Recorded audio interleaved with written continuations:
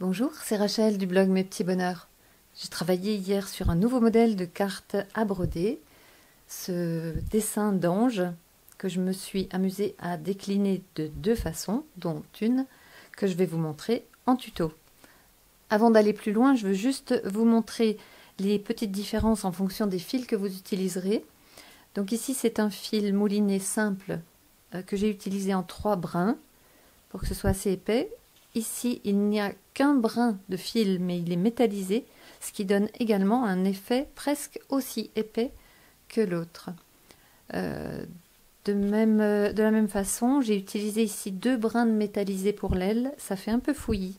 J'ai choisi de n'en mettre qu'un sur celle-là que je trouve plus jolie. Donc ça, c'est juste pour que vous voyez les différences entre le métallisé et l'autre.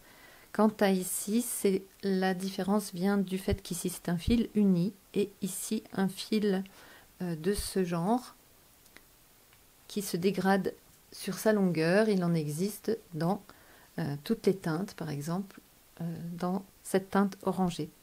C'est donc cet ange que je vais faire avec vous dans le tuto qui suit.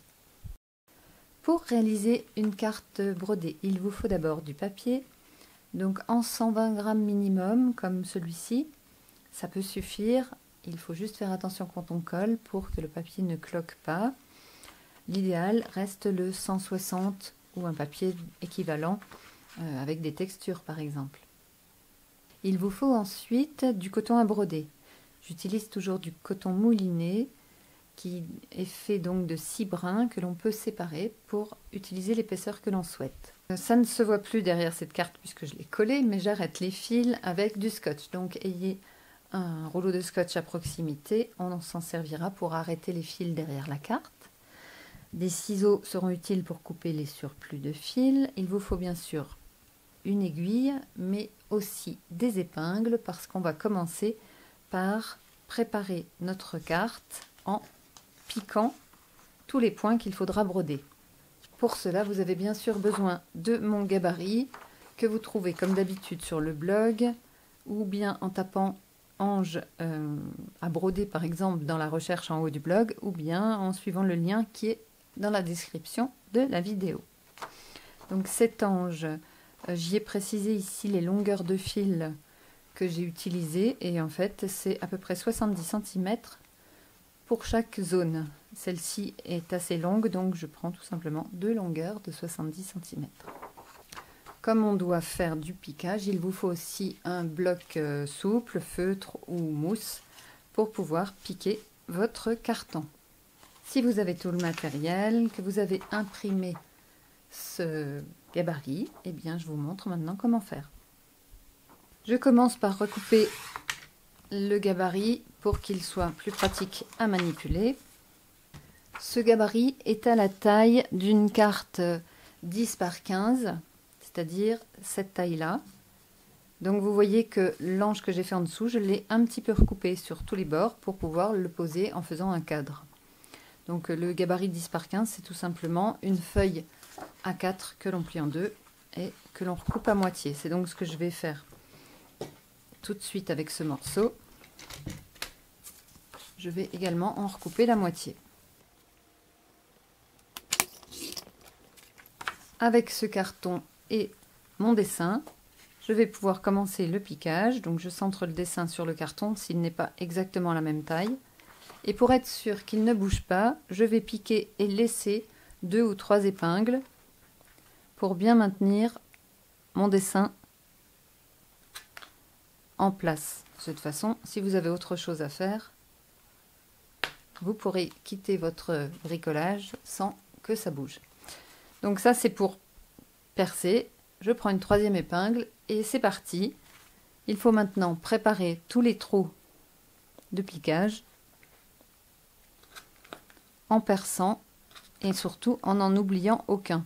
Donc pour cela, je vous conseille tout simplement de travailler par zone. Vous faites d'abord une aile, puis l'autre, puis la tête, etc. Je vous retrouve quand j'ai fini. Voilà, je crois avoir terminé le piquage. Je vérifie en soulevant ma feuille que je n'ai oublié aucune zone. A priori, c'est bon. Je peux enlever mon guide Et j'ai donc la carte que je vais broder. On va commencer par la bougie qui consiste en une broderie très simple et très rapide avec un seul fil que j'ai choisi blanc et j'ai pris donc une toute petite taille, une chute de fil qu'il me restait, une vingtaine de centimètres pour travailler à l'aise. Alors je vous montre la broderie qu'il faut faire sur la bougie. On doit relier ces deux points-là. Ici, on monte, là aussi, et là, on monte en pointe. Voilà, bon, c'est tout ce qu'on a à faire. On a 5 lignes de blanc à faire, dans le sens qu'on peut. Donc, je vais commencer par le bas, donc par ce trou, juste en dessous de la pointe. Et je vais tout simplement tenir mon fil, je ne le scotche pas tout de suite. Je scotcherai les deux extrémités en même temps. Donc je le garde au doigt derrière. Donc je fais d'abord le petit trait horizontal. Je reviens.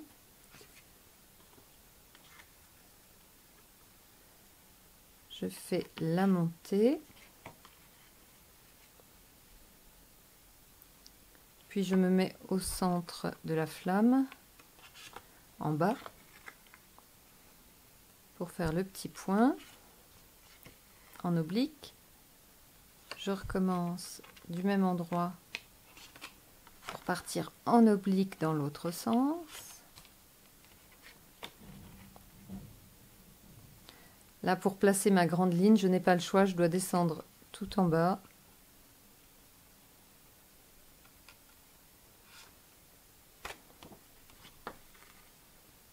Et refaire l'autre côté de la bougie. Voilà, la bougie est brodée. On arrête le fil avec un petit bout de scotch.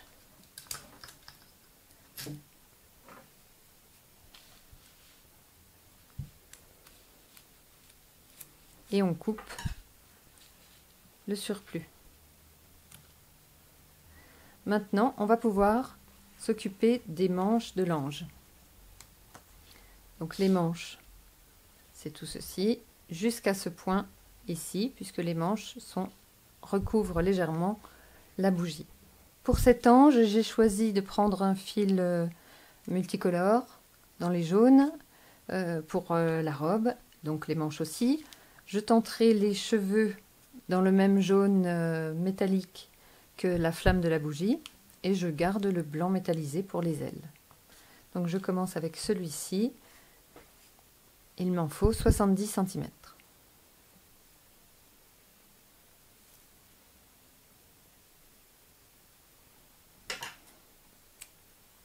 Et je le dédouble pour ne garder que 3 fils.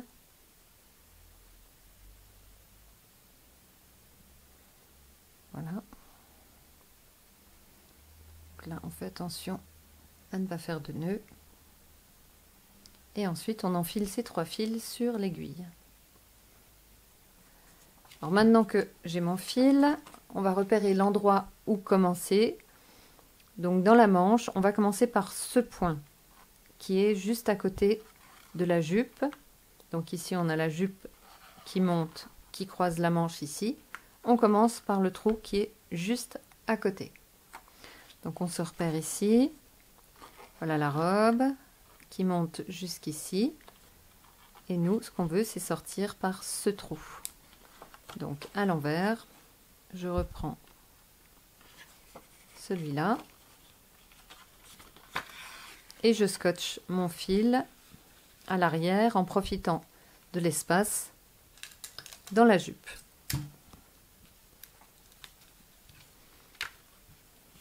On va maintenant commencer à croiser les fils. Donc ici, tout simplement, on revient dans le petit trou qui est au milieu de la bougie.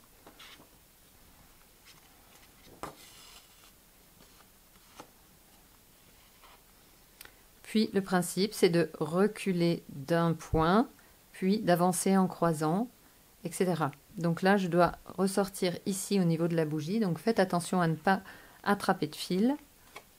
On doit sortir ici à l'angle. Donc pour ne pas croiser de fil, je penche toujours mon aiguille de cette façon.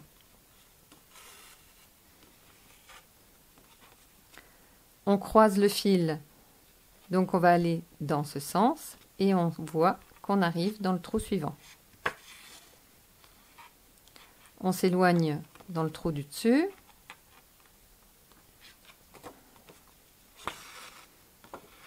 Et on croise à nouveau en revenant à un point du précédent. Et ainsi de suite.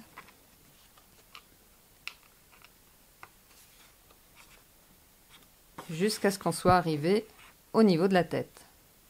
Donc là, il n'y a aucune difficulté. Vous pouvez faire sans moi. On dessine la manche, point après point, toujours en croisant les fils.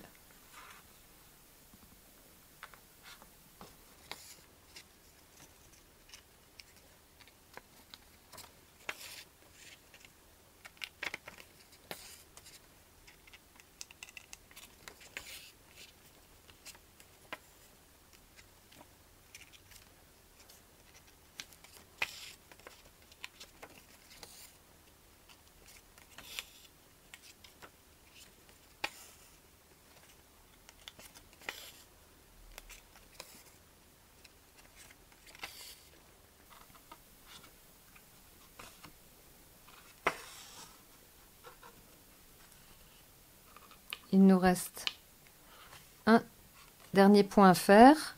Alors à cet endroit, on croise d'autres fils. Faites bien attention à toujours sortir votre aiguille vers l'extérieur de la carte de façon à ne pas croiser ces fils. Donc on penche l'aiguille et on vérifie qu'on n'a pas attrapé de fil. Toujours pour avoir bien l'idée qu'on croise. Donc il faut venir de la droite pour pouvoir croiser. Même si ici on ne croise plus beaucoup. On arrive au sommet de la tête. Et tout simplement, on passe en face.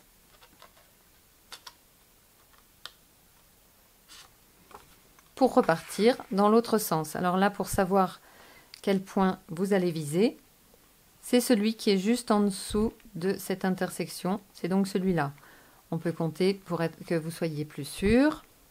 Donc je suis à 1, 2, 3, 4, 5, 6, 7, 8. C'est le 8e.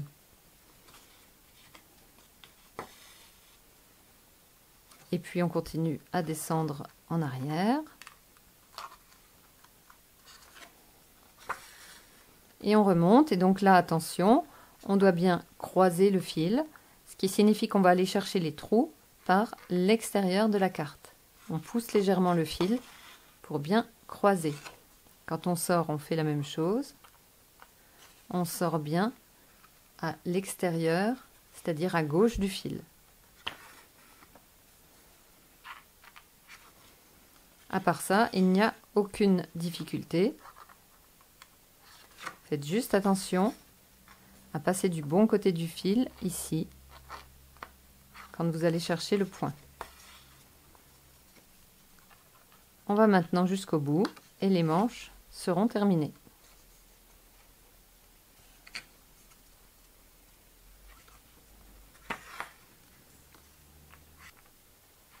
Il ne reste plus qu'un point à faire. C'est celui qui part du milieu de la bougie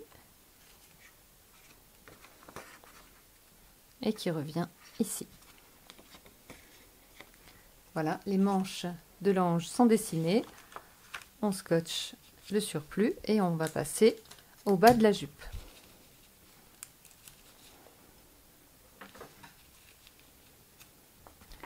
Pour le bas de la jupe, je reste dans la même couleur et j'aurai besoin d'1,40 m de fil, donc je vais travailler avec 2 fois 70, c'est-à-dire 2 fois 3 brins d'une longueur de 70. Voilà, j'ai séparé mes 70 cm en 3 brins qui me serviront tout à l'heure et 3 autres que j'ai enfilés sur l'aiguille. Et on va pouvoir commencer à broder la partie de la jupe. Donc, voilà ce que ça donne une fois brodé. On va tout simplement commencer en haut de la jupe, au niveau de la manche. donc ici ou ici, peu importe. Donc je vais commencer ici, on repère bien le point, on vérifie qu'on est sorti au bon endroit. C'est donc le point en haut de la jupe. Et puis on bloque le fil, toujours dans l'espace vide de la jupe.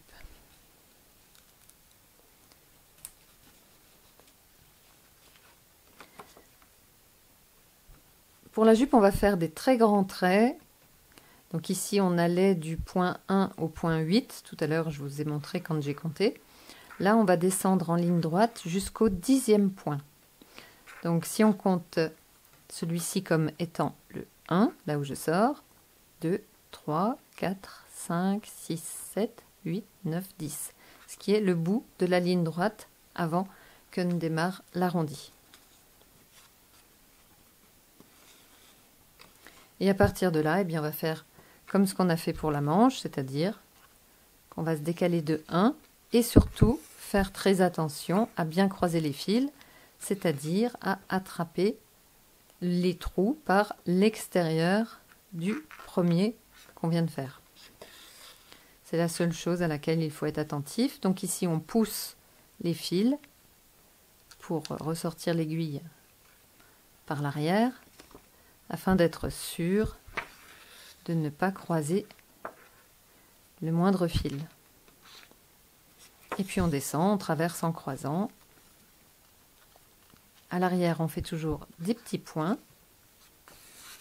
Et à l'avant, on croise des longs fils pour remplir le motif. Voilà, je vous laisse continuer. Il n'y a aucune difficulté. On fait la même chose donc que ce qu'on a fait là-haut pour remplir tout le bas de la jupe.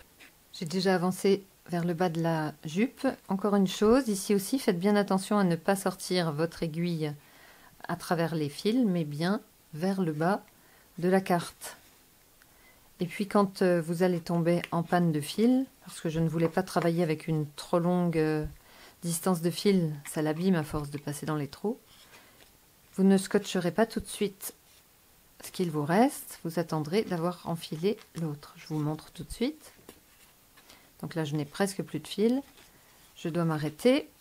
Donc je laisse le fil pour l'instant en attente, le temps de préparer l'autre aiguillé.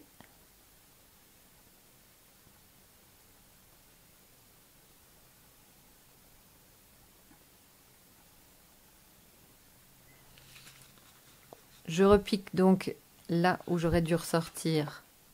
Mais cette fois, vous voyez, j'ai fait n'importe quoi. Je suis allée trop vite. Donc, il faut bien piquer en penchant vers le bord de la carte. Et surtout, vérifier derrière, tout en tenant un petit peu avec les doigts, qu'on n'a pas pris de fil. Donc, voilà. Et là, je vais arrêter les deux fils en même temps, c'est-à-dire celui que j'avais terminé et celui que je viens de recommencer. Ce qui permet de n'avoir qu'un morceau de scotch pour les deux. Et je coupe tout de suite le surplus de l'un des deux. Voilà, maintenant on peut continuer. Donc je vous ai montré, attention en bas de la robe. Et vous continuez toujours de la même façon jusqu'à arriver en haut.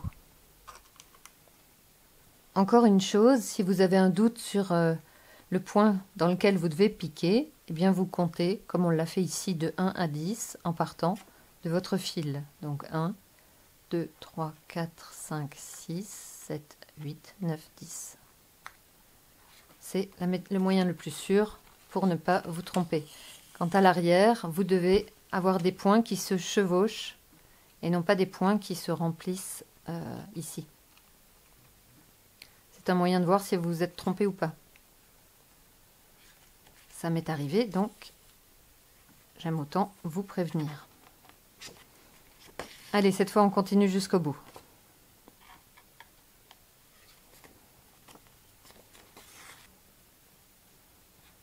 Je fais le dernier point de la jupe en redescendant la grande ligne droite et je peux arrêter le fil. L'ange commence à prendre une jolie forme.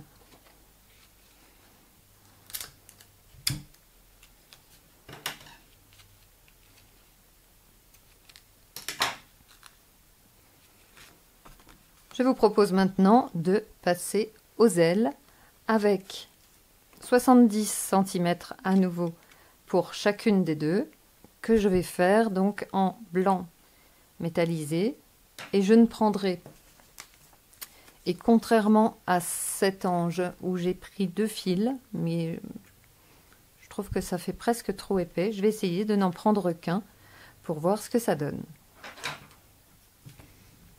Pour commencer l'aile, je vous propose donc de trouver le trou qui est au bout de cette ligne droite.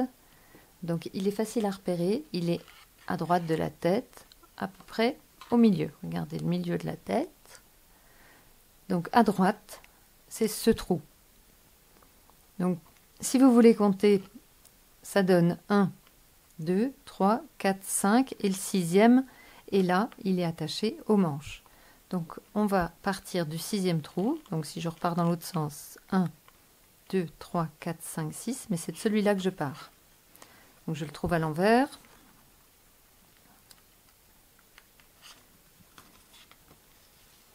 Et je le fixe, cette fois dans l'aile, avec un petit bout de scotch.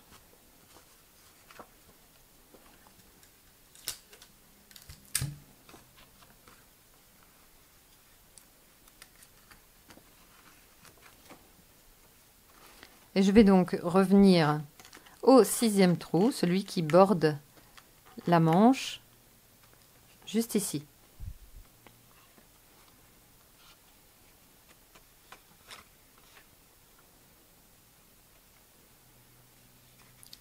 Pour le reste, vous connaissez le principe. On ressort à l'extérieur, donc on sort entre le trait et la tête. Donc on remonte d'un point et on se dirige vers la tête. Enfin, on dirige l'aiguille vers la tête pour éviter le fil blanc et bien passer à gauche. De cette façon, on croise en partant vers la droite, là-haut. On continue comme ça.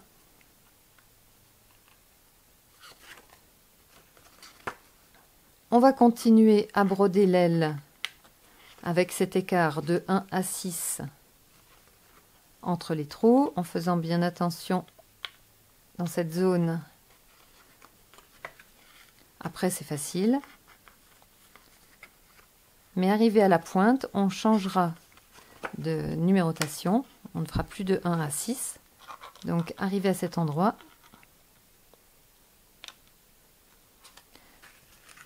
je vous expliquerai comment continuer.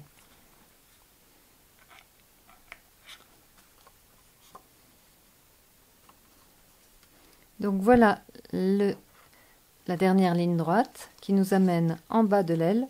Et à partir de là, on va simplement broder de 1 à 3. Donc comme on ne peut pas repartir de ce trou, on va commencer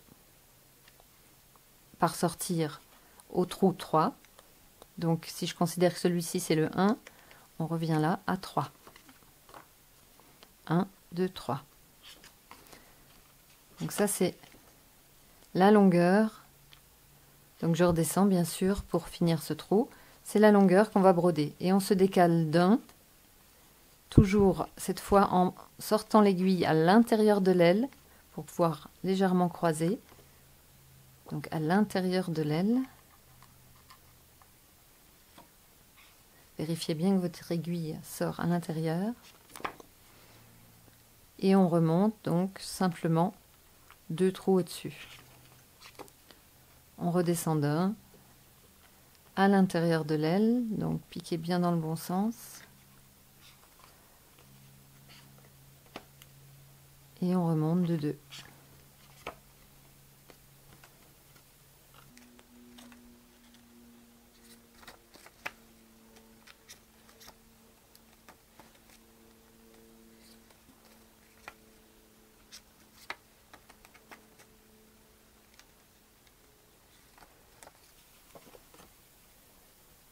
il reste encore une maille après celle-là pour rejoindre la manche.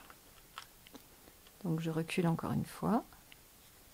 Je fais attention à la sortie.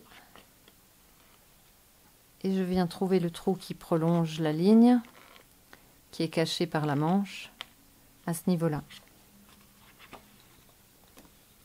Voilà, la première aile est terminée, elle brille joliment. Il n'y a plus qu'à faire la deuxième, exactement de la même façon. Mais d'abord, je vais arrêter mon fil. J'ai préparé l'autre aiguillé avec les 70 cm et je vais là également repérer le 6e trou. Donc en partant de la manche, c'est 1, 2, 3, 4, 5, 6, celui qui est à gauche du centre de la tête. Donc c'est celui-ci par lequel bien sûr je dois arriver depuis l'arrière après avoir bloqué mon fil.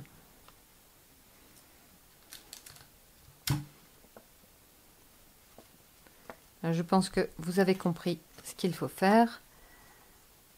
On recule au trou numéro 1, puis on remonte et on fait ça jusqu'à arriver en bas de la pointe de l'aile.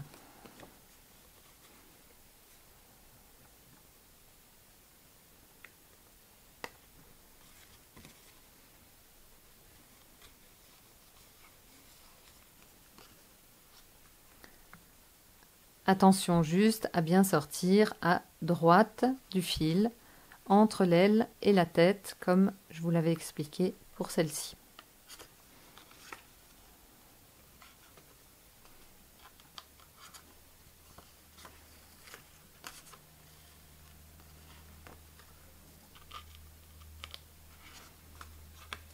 Me voilà arrivé en bas de l'aile.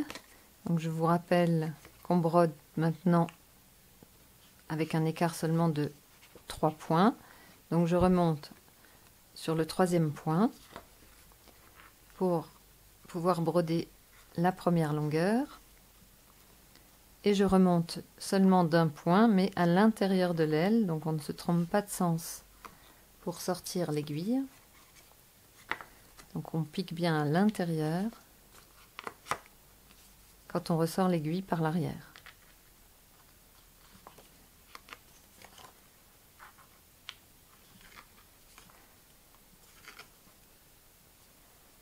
Vous pouvez vous aider un petit peu des doigts pour pousser les fils qui sont à l'arrière.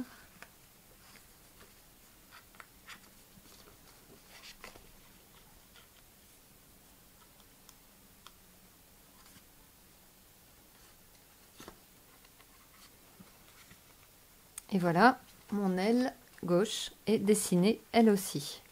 J'arrête le fil et il ne nous reste plus que la tête, puis la flamme de la bougie qui prendra juste quelques secondes. Pour la tête, je tente le jaune métallisé cette fois-ci avec une seule épaisseur de fil. Pour la longueur, on a besoin, une fois encore, de environ 70 cm.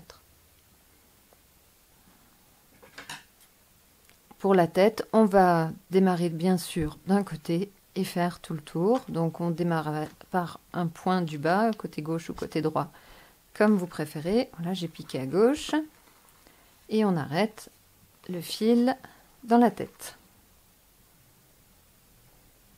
Oups, il a failli m'échapper.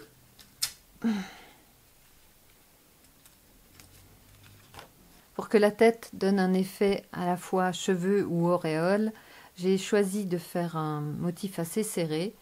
Et pour cela, on va choisir comme écart de piquer de 1 à 7.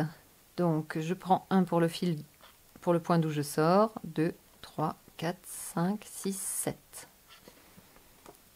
Donc voilà l'écart qu'on va respecter pour faire la tête. Pour le reste, vous savez comment faire.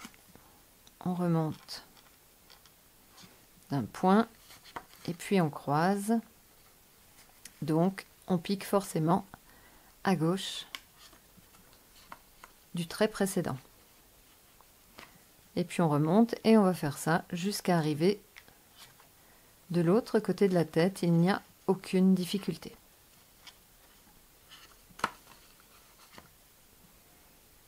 Juste une remarque, à l'arrière, quand deux points se croisent, cette fois ils ne se chevauchent plus, ils se complètent. C'est tout simplement parce qu'on ne travaille plus en écart pair comme pour les autres formes. On a travaillé de 1 à 6, de 1 à 8 ou de 1 à 10, alors que là on travaille de 1 à 7, ce qui change tout simplement le point à l'arrière. Donc c'est toujours un petit moyen de vérifier que vous ne vous êtes pas trompé, mais vous auriez pu penser que oui, puisque ce n'était plus comme les zones précédentes. Donc là, au contraire, les points se complètent à l'arrière.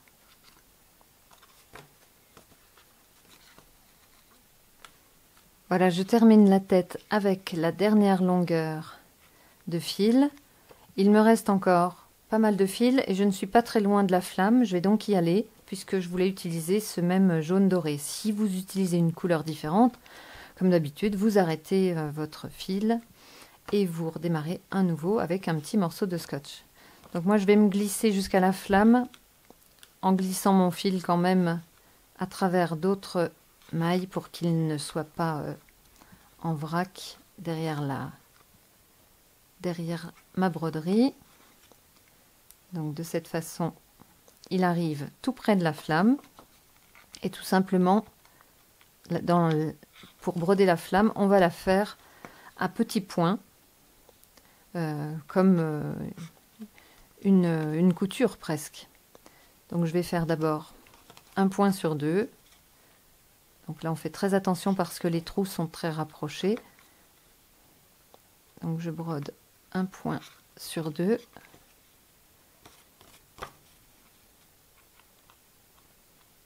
Jusqu'à dessiner la forme de la flamme en faisant tout le tour.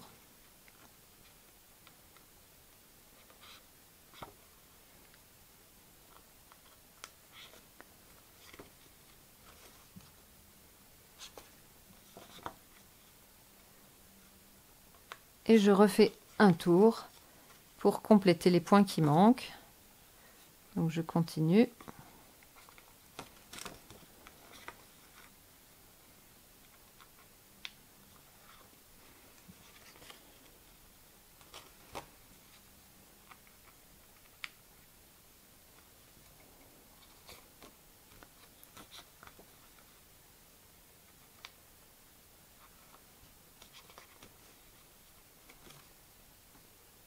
Surtout, ne tirez pas trop sur votre fil, vous risqueriez de déchirer l'espace entre deux trous. Bon, après, on peut toujours le réparer avec du scotch à l'arrière, qui redonne de l'épaisseur au carton et permet de repiquer.